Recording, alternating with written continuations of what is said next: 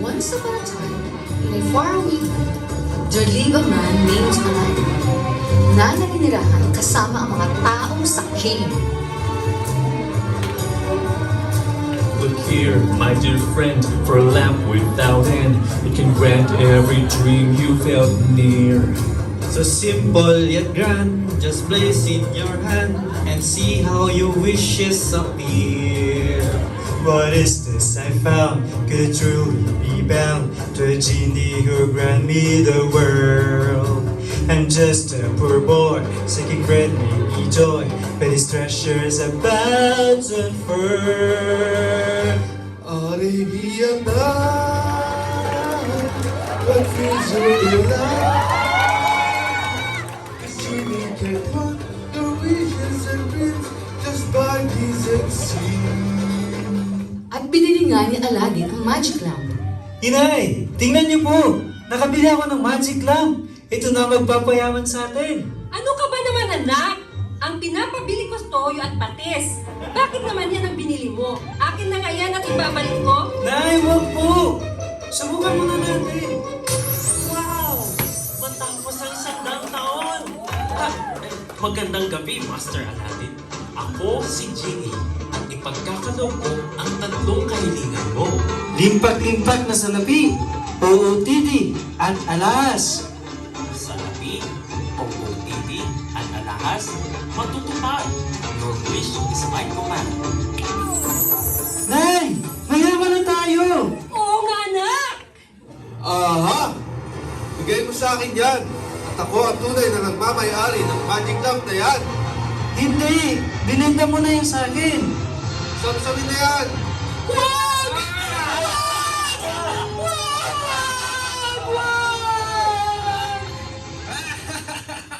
Yes, sa amin na mga ito. Yayaman na kami. Awan yun na. Genie, tulungan mo ako! Oh, Master, I'm very sorry. Ubus na ang 3 kahilingan mo. Ngunit, heto ang imbitasyon ng hari sa isang banquet. Dito mo masusumpungan ang tunay na kayamanan.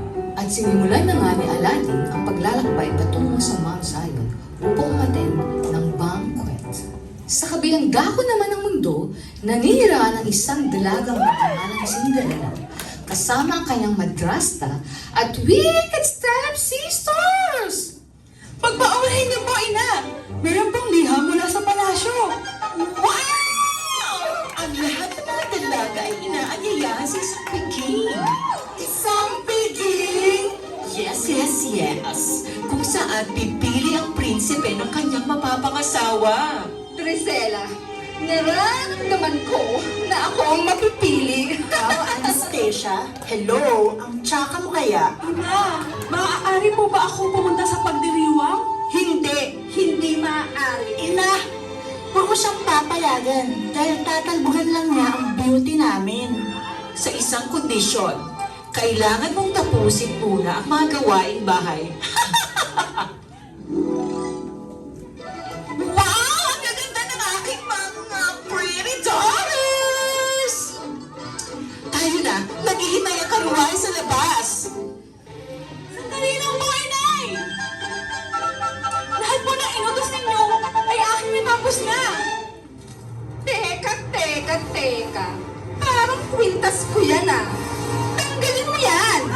At teka Lynn, parang ribbon ko yan ah. Cinderella, hindi ka nabibilang sa amin. Kaya, huwag ka nang umasa na makasasama pa. Hindi ka sasama! Maiwan ka dito! Maglinis ka ng bahay! Come on, girls! At hindi matigil ang pagkagulgol ni Cinderella. Ngunit, biglang may isang liwanag ang lumabas at ang fairy godmother ay lumitaw. Huwag ka na malungkot. Ako'y may mabuting balita. Isang bigil na maligid sa'yo ay naghihintay.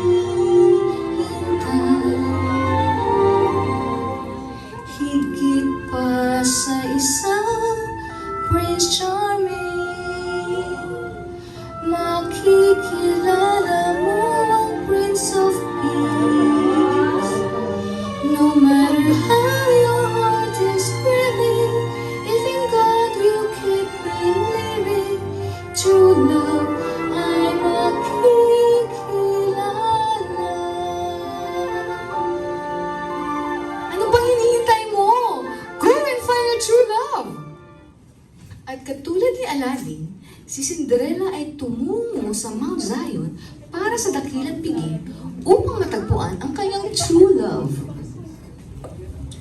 Aladdin at Cinderella, welcome to the banquet. Inaasahan ko ang inyong pagdating. Ako si Gandalf, ang katiwala ng hari. Aladdin, nagtungo ka dito upang masumpungan ang tunay na kayamanan. Cinderella, ikaw naman upang hanapin ang tunay na pag-ibig. Hawak ko na noon ang kayamanan, ang uri na kumikinang tulad ng ginto. Ito ay nawala, ninakaw sa akin. Iho at iha, ang tunay na kayamanan ay nasa pag-ibig na nagbibigay ng walang inaasahang kapalit. Ito ang sakripisyong nagliligtas at ang katotohanang nagpapalaya. May isang kwento, iho at iha, tungkol sa isang hari na iniwan ang kanyang makalangit na trono upang manirahan kasama ang mahihirap at inaapi. Taglay niya ang buhay na mayaman sa grasya at malaya niyang inaalay ito upang iligtas ang iba mula sa kadiliman. Parang iyan ang pag-ibig ng aking pinangarap. Mabuti, matiisin, at walang pag-iimbot.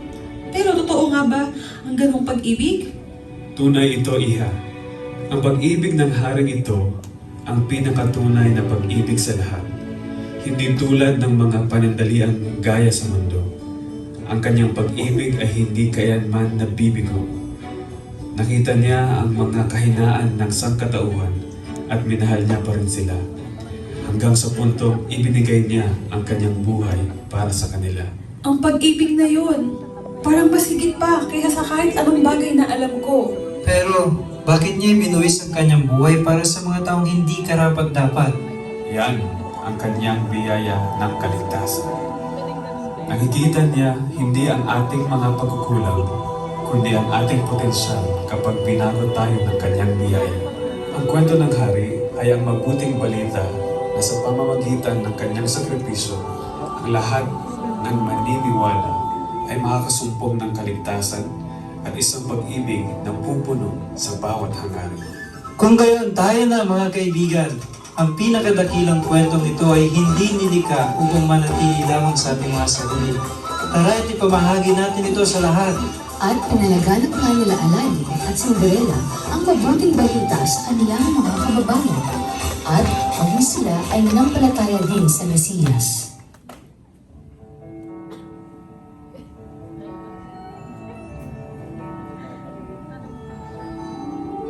He can show you the world. Trade your worries for wonder. Weary pilgrims, you've ended your long journey home tonight. He has opened my eyes, indescribable healing. Overflowing so freely from your endless stream of life. Don't you dare close your eyes.